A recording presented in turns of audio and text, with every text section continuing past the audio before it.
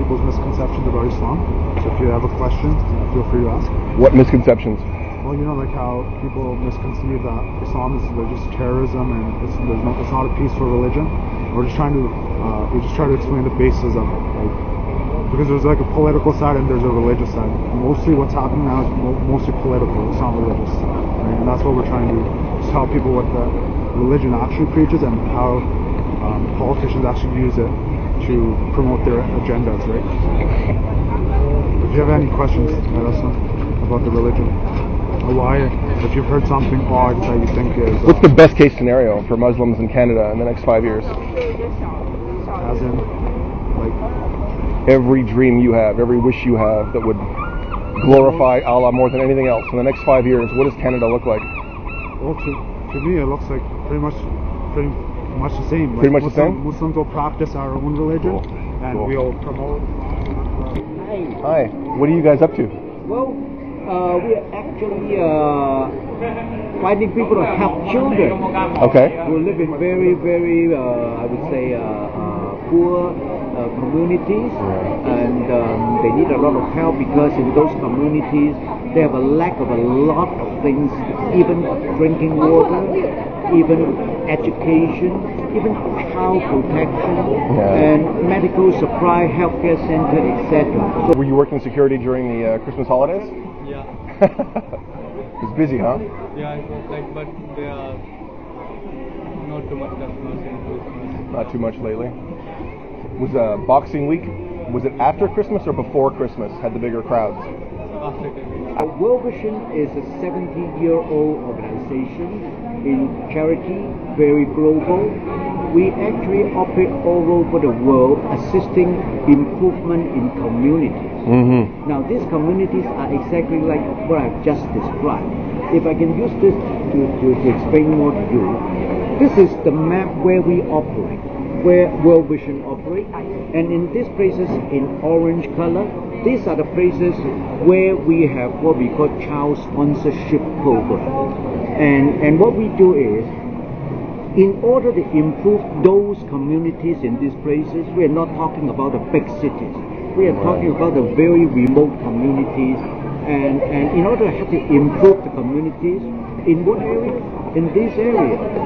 Water, I just described, healthcare problem, and they're poor, food and agriculture. People don't even know how to do farming to make a living. Child protection, education, economic development, meaning on a longer term basis, we try to improve the community so that these people can be self-sufficient and self-sustaining.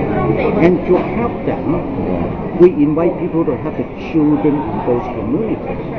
That's what we do. That's great. And if you take a look at these children, I can share with you a few. This is a 6-year-old boy in Nepal, which is a mountainous country in South Asia. Yep. This boy, the biggest problem is he is a water carrier. You know what is a water carrier? No. Oh.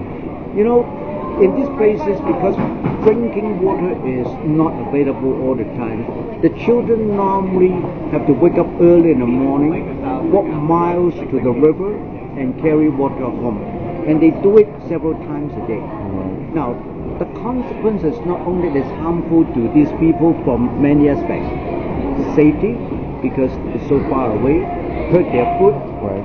One of the biggest problems is it makes them impossible to get education. Because by the time they are done with this work, school is already half over. So therefore, even though they are enrolled in the school, because of the non-attendance, they can never move up in the school. So therefore, this is the situation of this particular boy. If nobody is going to help this child, then the chance for the child to be developed properly is very low, and the chance for the people to be educated like these children is very low. Then on a longer term basis, 20 years later, when the boy becomes an adult, he behaves exactly the same way like his parents, making the children work without sending them to school. Then They scooped up $12,000 worth of purses from Holt Renfrew, and they had bear spray. oh yeah, I heard about it. Okay, they're carrying bear spray now, so Oh Yeah. Just watch your step Thank out you, there. thank It's you. not just. Yeah, It's like you try to stop them. That could mean that the bear spray comes out. So just. Yeah. Do you heard about that? Yeah. My friend was here. I wasn't here on that day. Yeah, but I heard about it, and about that they get caught, right? Yeah, they got The caught. cops was waiting outside. Yeah, Right? yeah. And I was watching the person appear before the judge because he was in jail overnight. Oh yeah. So he came out the next day. And when the judge said, "Okay, I'm going to let you go, but you're not allowed to come even within Pacific Center. Never mind Holt Renfrew, he can't come within the whole mall." Oh. But when the judge said, "Those are your conditions, but I'm going to let you go," he was like holding his heart. He was so scared. So he learned his lesson, I think, yeah. Because you can't start bear spraying security people who catch you stealing $12,000 worth of purses, right? Definitely. You're just doing your job, man. You can't do that. Yeah. How long have you been working here? It's been like 2 weeks. Oh, okay. Yeah, pretty new. So Christmas is behind you now. Oh yeah. Hopefully it's going to be smooth sailing for a I while. was actually lucky. Like I was working some other places, but Holt Renfrew, I started like 2 weeks ago. My friend was here. Like he said, "You are lucky, man. Before Christmas, the mall was packed. Like, every time you have to be like alarmed. You don't know what's gonna happen. But after Christmas, it's better." And you ask me if I have something to give you. My answer is, I'm sorry, we don't have any. Sure, that's fine. Yeah.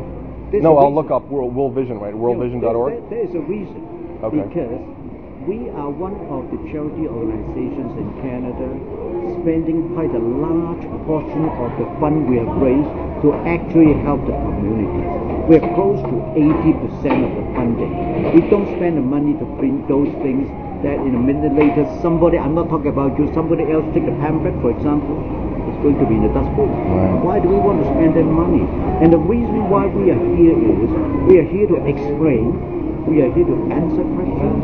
And the reason why we are here is, we are here to explain, we are here to answer questions. We are here to explain, we are here to answer questions. We are here to answer questions. Answer questions. I'm Thomas. Thomas, I'm Stuart. Thomas. Stuart, nice to Pleasure talking to you. Yeah. Thank you for taking Well, the time. Well, I hope to see you again. Yeah. All right.